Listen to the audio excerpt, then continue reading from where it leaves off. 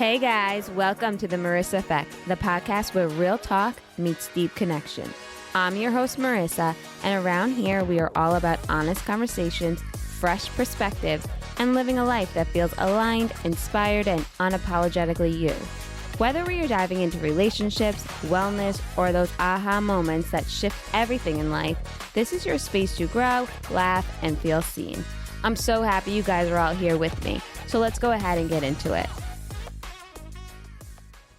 Hey guys, welcome back to the Marissa Effect. Another week, but this week is super special because I get to be in here and pretend that my podcast made it. It is a production studio. I have my friend Axie here. She is a producer. We're going to dive into her background and how she got here. And her story is super unique. I mean, she's got stories that people in a whole lifetime are never going to have. I love listening to her. I feel so inspired. And honestly, this is so cool. It's kind of giving me Men in Black vibes a little bit. The stairs behind me, little robots. I don't know. I like it. Or Nickelodeon.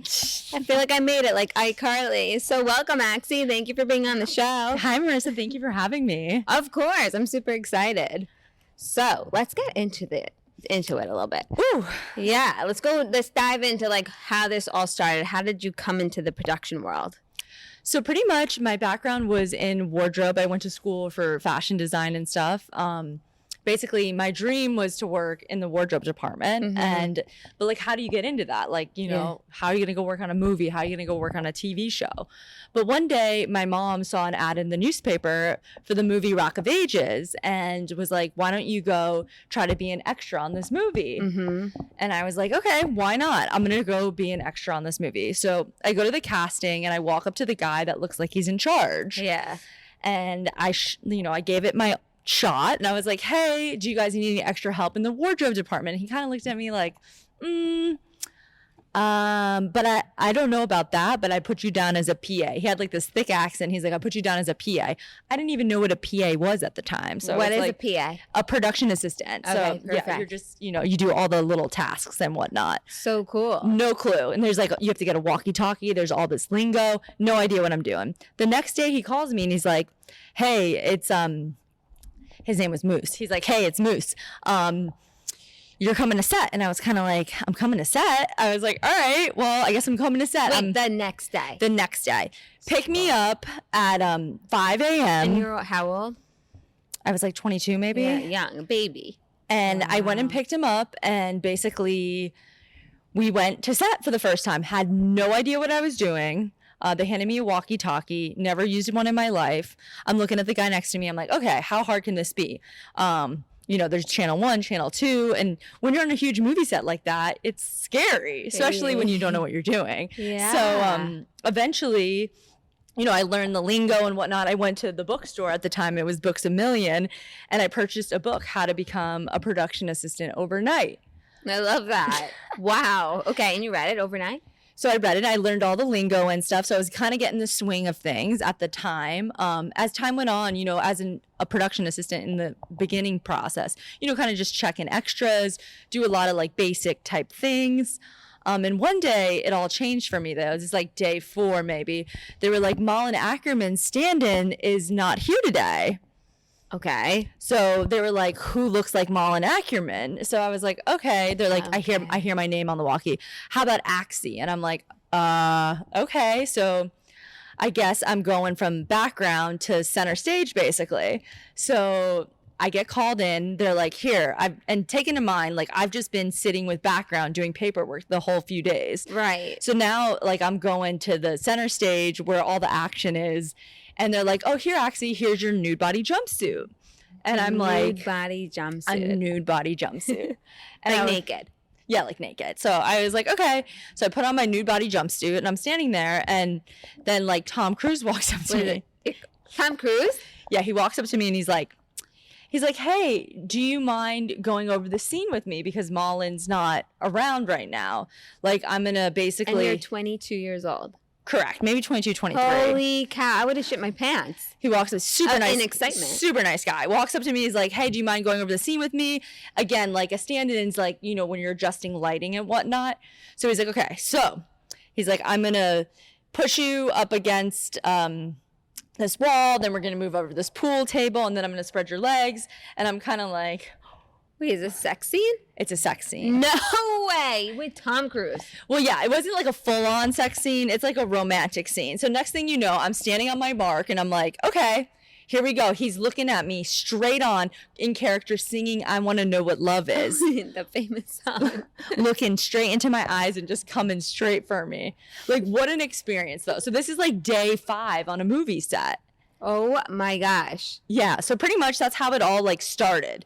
So then I met everybody on that set and I kind of continuously continued PAing and stuff with different groups, different TV shows, Wow. movies. Wow. Yeah. And is that here in Florida? Or were you in No, so California? the movie You was were- shot in Miami. Okay, down Miami. Yeah, Okay. So okay. it was pretty cool. Totally cool. Wow. And so how did you transition? What is your lifestyle like? Like how, like what is your day to day as a production? As a producer. As So a producer. Yeah.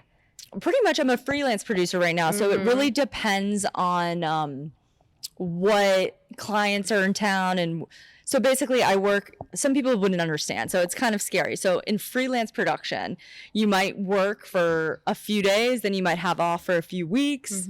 So it really depends. But I have all different types of clients. Like I used to do more music videos. I wanted to ask you that. So where do you find your niche? Like, do you work with more movies, commercials? Like what area is your expertise? So I started in movies and TV, and then I made my way to the commercial world, which is my favorite world because it's a quick few days on a shoot. You get it's nicely paid, and then you get to get out of there. And what's also really cool is you get to meet people from all over. So every Right. time people fly in, you get to meet people from all different places, which is Right. always super cool. Right. Holy cow. Yeah. Wow. So where is the furthest you've traveled, or is it mostly Florida? So my team's based mostly in Florida. So Okay. I made Florida like my home base hub because I believe it's better to be a big fish in a small pond Okay, than yeah. be in a big pond with So like we're talking like if you were in LA. if I was in LA. Like Okay. in Florida there's probably only like let's say 10 top producers in the area. So when people fly in and want to hire someone, you have a higher chance To work with them. to work with them than living in LA. Okay, got it. Another thing that I know you shared with me is this place is called Robot Studios, and they're not all like that, right? That's what makes this one unique. Yeah, this place is super unique. It's one of a kind. It's an amazing place. Because the robots and the camera system, stuff like that, it's like shots humans can't get. Yes, it's shots humans can't get. There's all different kinds of robots here. It's a specialty niche place. It's amazing. It really is. It's super cool.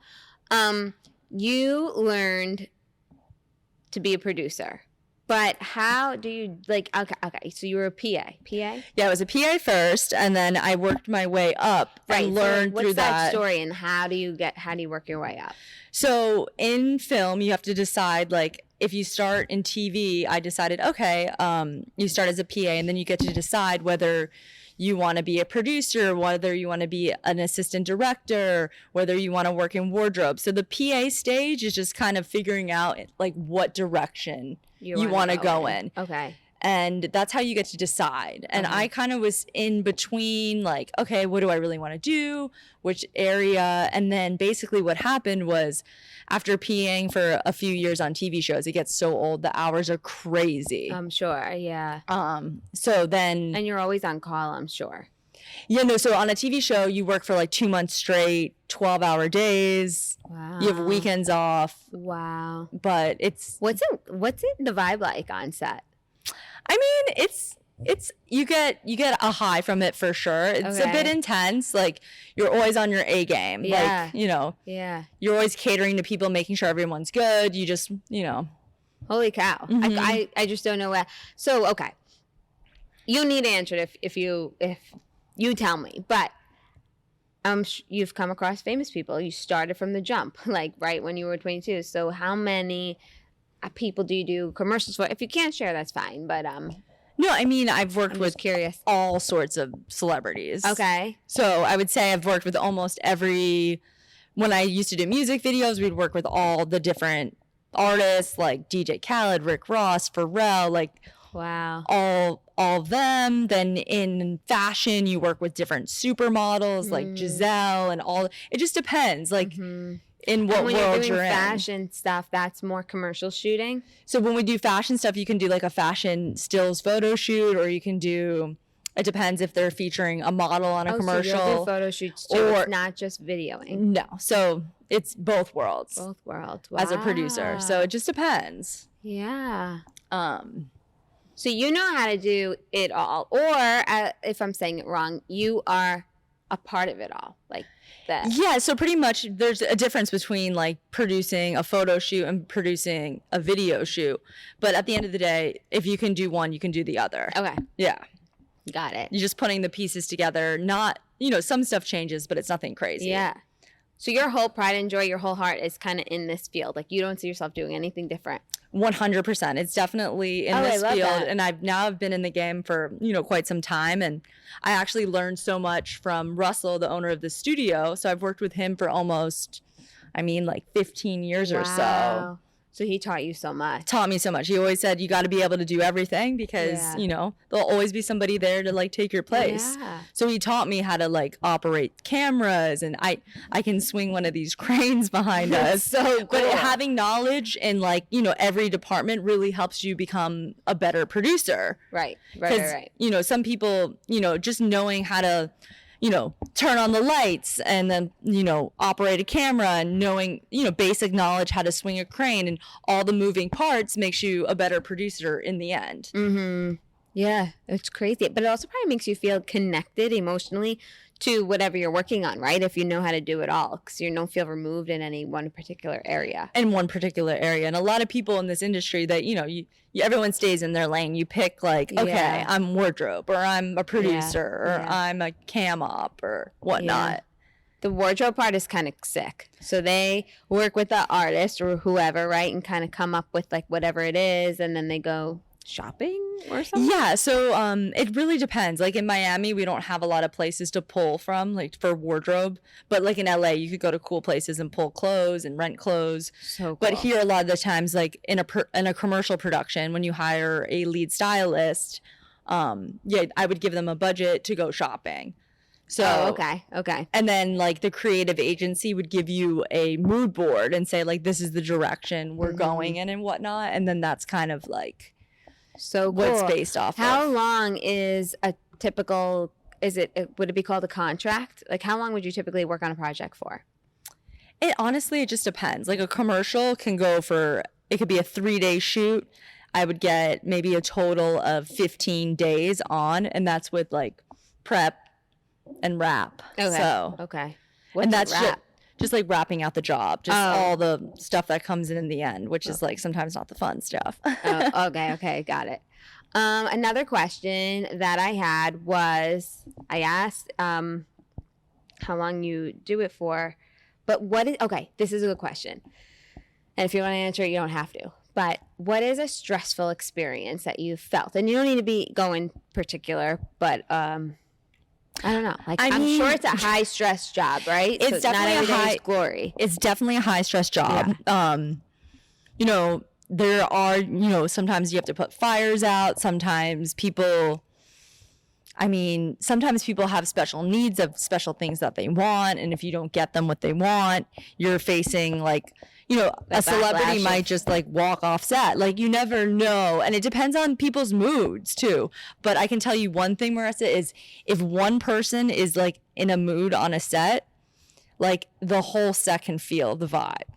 Oh, I believe that. So if your client comes and they're like, kind of stiff or not, And then as the producer, is it kind of your job to kind of lighten up the energy so everything keeps moving fluidly? 100%. But, there's only so much I can do. I know. And sometimes I have clients that come and I'll make it more fun. If we're doing a photo shoot, I'll put on fun Taking Back Sunday music and like have fun with it. But sometimes like when it's not that vibe, you have to stay on your toes and, just cater yeah. to whatever they want. That's definitely not a Taking Back Sunday day. No. Oh, wow. That is crazy. How many movies have you done? Movies I've done probably only 3. I imagine they take a long time to film, right? Yes, they do. That's a full-on commitment of a few months for sure. Couple months. Yeah. And like, even the big movies that hit the theaters, Yeah. they're working on that for months, or is it years? Is that an amateur question of No, me? no. It really depends. Okay. Sometimes they take months or it just depends on the concept, if it's a documentary or whatnot. Are the fun highs a story that you're like, okay, I'm where I'm meant to be? Well, usually towards the end of the day, you're on your high, because you're on a 10, 12-hour day and you're just like, the time's almost up. I mean, honestly, like, I love working with my team. I have some regulars that I always work with. We feel like family. So every time I'm around them, it's happy to be with people you love and people you love to work with. Sometimes when you're not, back to exactly what I was saying, then the energy's off, the vibe's off. Yeah. Yeah. And That's actually true that I didn't really put two and two together. But yeah, you're working such long hours. You're away from family and stuff like that. I'm sure you guys formulate your own level of family. for sure. And then so basically how it is as a producer, I already have like usually my tight niche circle of people, like your top hires. Mm-hmm. And then if they're not available, then you go out and you fish for other people. Okay. But usually that's kind of like most producers here in Miami. They usually say like, okay, you have like your top 3 people to pick from. Right. Wow, cool. Yeah. But do you stick pretty much with the same back of the house? I mean, I'm using the wrong terms. Staff, like the person who does the costumes and whatnot. For sure. So Okay. I have about 3 lead stylists I usually work with, and I have 2 different food stylists I always use. So it really cool. depends. So I try to keep it all close niche. Yeah. Wow. A day in the life of a producer, like, seems so cool. Like, so every day you'll come into the studio. Yeah, so it just depends. It depends if we have a shoot if we have a week shoot or whatnot, basically. And some days you'll be working as super early, or maybe in the middle of the afternoon you'd be starting your job for the day. Yeah, so that means if you start in the middle of the afternoon, that means you're going into the night. So when you come in, so basically if you clock in, let's say you clock in at 12 and it's 12, then you're going to 12. Holy Like, cow. So on those movie What sets. do you mean, 12 to 12? Yes. So on those movie sets, sometimes if you shoot in the night, your call time would be at 5 p.m. So that means you're going to 5 a.m. Oh my God, I don't know if I could do it. No, the When night. I'm tired, I'm tired. Yeah, the night shoots are rough. Does anybody sleep here? No. Like an airport? Those lounges? Like Yeah, no. But sometimes we go into late night shoots and stuff. So Yeah. But how the hell do people have the energy? I don't know. I have to get to bed. I mean, there's It's some a coffee. There's some lifestyle. coffee going It's a around. Some good yeah. snacks. Like we take care of our people though at the end of the day. Yeah. So cool. Yeah. Wow. And I'm like, that Tom Cruise part just blows me away. I just can't believe you started your career that way. I know, it's pretty crazy, and that's what I always tell people. Like you gotta just go for what you want, because if you sit back and you're like, oh, one thing can lead to the next thing. Yeah. So just putting yourself out in an opportunity like that, Yeah. like started my whole career. Like I don't know what I'd be doing if I didn't Yeah. go to that I'm happy extras you're casting. Yeah, I'm happy you're sharing that. Plus, I admire your mom for being like, hey, go do this. Like, you got to get a job.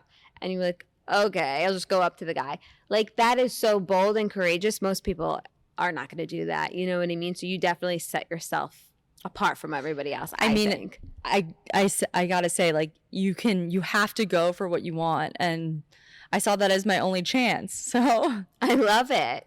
And then one thing led to the other. So you're kind of right. Like, if you want something to unfold for you, you kind of have to like knock on that door and see what takes happens. you. And the worst thing that can happen is they're gonna say no. So Yeah, but they're gonna say no, sorry, we're good. So but there's power in like going past your ego.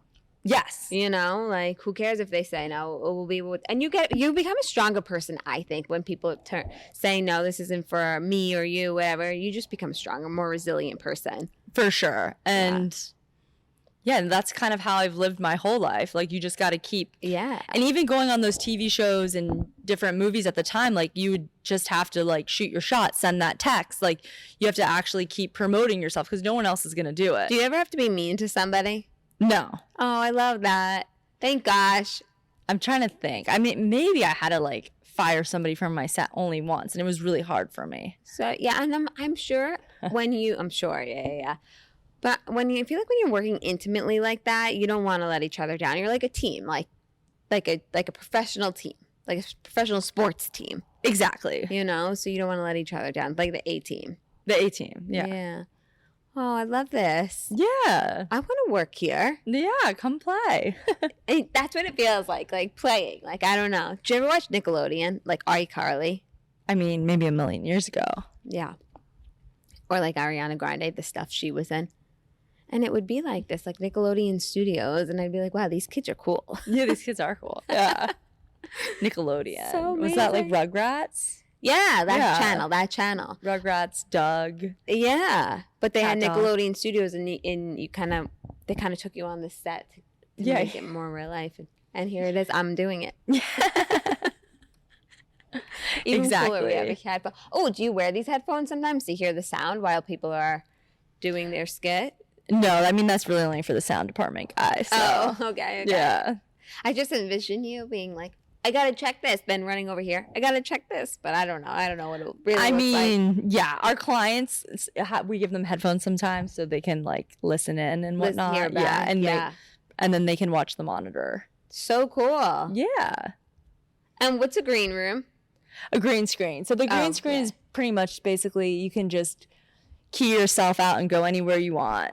Okay, yeah. So the green screen is over there. It's huge. So cool. And then they have, describe a little bit to us, like, what is the bell? The bell? What is that? Big camera machine. So that's a robot. Okay. Basically, we have tons of different robots here. So the robotic moves are just depends on the camera move, but robots are super cool because you can program them and they can do exactly what you want, something that like a human could never do. There's one called the Bolt, and it's like high speed. So if you crack an egg, the machine will follow the egg down as fast, like it goes whoosh. Oh, Like, shit. so you wouldn't be able to get that shot like handheld, But the machine can do it. but the machine can do and you it. program it to do You program it that. to do it. Yeah. Holy cow, that's cool. Yeah. And then you have the big machines that kind of like, what are they called? Lifts? Which ones? The machine back there. What was that called? A Oh, lift. there's cranes. So the crane Cranes, arms come yeah. out and you can Yeah, swing the yeah. cranes and stuff. It just depends on the shot. So cool. Yeah. Like so much work has to come into making something look effortless. Exactly. So that's when the director comes on and says, so the director creates the whole vision Okay. of what they want their commercial to look like. So he'll call me and be like, oh, I want, this, or I want a crane, or it's a director and a DP, the director of photography. Director of photography is a DP. Yes. So he makes sure the lighting looks good, the shooting, he's more that. Right. And the director's more like the creative. Wow. Yeah, It's so fascinating. It's definitely art, of course. for sure. Yeah. And a skill that many people don't have. I was just sharing this with my friend. Like, a lot of people are creative on their cell phones. They're making cool reels for Instagram and stuff like that. But there's so much need for it because many people are successful or they're really strong at whatever they're doing. But when it comes to social media and that marketing piece, they don't want to do the reels and all that creativity. So there's a need for all of this, the back end. It's almost like I work in a school, so it's like the stagecraft, stagecraft classes. No, what is It's like that? behind the play. Like they're not the play kids, but They're not the they play are. kids, But yeah. they're definitely in the background, like making sure the stage is reset and set and has what they need, and the sound is good, the lighting is good. Good. Yeah. So they make the play. They're like the backbone of the play. Yeah, no, I get that for Yeah. sure. So cool. Yeah. I have a quick question. Mm-hmm. What would you recommend to your younger self? Or what would you recommend to somebody that wants to be a producer and doesn't know how to get into film? What I would recommend is do whatever it takes to kind of put yourself out there. Try to, it's hard because you have to like get into the scene kind of like how I did. But once you make it into the scene, then it's, you just have to work hard, strong, and really put in an effort. You can't be lazy. You have to really want it. And I see people come in all the time and, as a production assistant, like it's not glamorous at all. You work 12 hours, you don't make that much money. You have to do a bunch of bitch work. But the people who put in, a lot of effort doing that position are the people that actually grow. Okay, perfect. But I would say just to continue, I'm trying to think of how you actually, just call, it's difficult. It's kind of by luck and chance. And once you Yeah. meet somebody, like if you met me and you wanted to do it, and I could basically be like, okay, come be your production assistant. You have to have some sort of Okay. to try Okay. it out. And do you guys do internships and stuff like that for college students? No. Oh, okay. Yeah. I don't under my company. So Oh, I'm sure they're out there. Yeah. Yeah, for sure. Cool. Yeah. Wow. Another thing quickly before we kind of come to a close, but is I think I know that you're a huge example of taking your ego out of any situation and just inserting yourself and just trying and seeing what the outcome is going to be. And it's usually a success story. It's usually something that is a big takeaway for your life in a positive way. For sure. Because you have no experience in this. That's the golden ticket. Like, you did not go to school for this. You kind of No. just were bold and took your chances, and it unfolded. I honestly perfectly. don't. I know there's a lot of people out there that go to film school and whatnot. It depends on what department you want to be in. But at the end of the day, like, you're going to start as a production assistant. Right. So whether you start today and build your way up, or you go to film school, spend a bunch of money, you're still going to start as a production assistant. yeah. So You just cut the school part out and dove right in. just dove right in. Yeah. I love that. That's really common to what you hear. It's like, I went to school for this, and you don't learn what you really need to learn to perform the job until you're on the job. On the job. Exactly. Yeah. And I mean, going to school for wardrobe, let's be real, that was kind of like Yeah, I've even heard of that. That's cool. I mean, what is that? Like fashion merchandising? fashion. Yeah, it's just Okay. fashion. But, you Okay. know, I mean, they teach you how to sew and stuff. But you really were learning. Like, you weren't Yeah, learning but like blue matches this. Oh my gosh. Wow. But at the end of the day, with that, it's kind of like, you're sewing. Like, you could go to Joann Fabrics and learn how to sew. You don't have to Yeah. spend millions of dollars, tons of money I know. to I learn think how the to world sew. is changing in that way because Yeah. of YouTube videos and everything. Like, college programs are going to become, I think, less and less of a need because you can self-teach or teach on the job. And 100%. I think so. I feel it. Well, thank you so much, Axie, for being on this show this week. I love talking. Of course. And thank you for inviting me to this cool studio. Yes, no problem. Yes. Thanks, girl. All right. And thank you guys for tuning in. We'll see you next week. Thank you all for tuning in to this week's episode on the Marissa Effect. This is where conversations stick, stories spark something real. If today's episode moved you, made you think, or gave you a little inspo, please share it with a friend. And don't forget to subscribe, rate, and leave a review. It truly means the world. Until next time, keep showing up, stay curious, and remember, your story has an effect too. See you next week.